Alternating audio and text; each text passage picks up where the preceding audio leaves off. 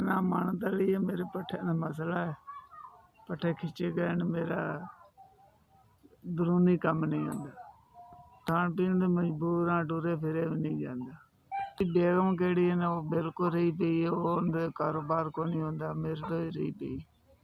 ये बच्चे ब्याहे ने तो कोई नहीं मिलदा गिलदा, कोई मदद कोई नहीं करदा। ते 6 ने 6 च कोई भी नहीं चंगा हैगा, सारे आंदे ने भी मजबूरी को नहीं करदा।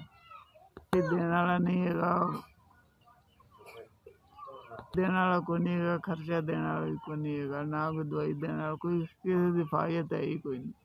दिहाड़ी दरख्त वाले प्यारे न टुर फिरने भी तंग आ। ये 2 सोटियां ने इन्हां दा आसरा लैके ते पेशाब शूब कर लेना। साल मैं ते जिंदगी तो बड़ा तंग आ गया। बाहर जांदी गोहे गोहे किते थप के ते गुजारा करने पे 150 दे छड़दा बस। आसरा वसीला को नहीं हैगा, सिर्फ अल्लाह दा आसरा है। मदद मिली है, अल्लाह दा आसरा है वे, जां इन्हां दा आसरा है वे। जी 5000 रुपया मिले इन्हें तरफों। अल्लाह ताला इन्हें जिंदगी करे, सुख दे।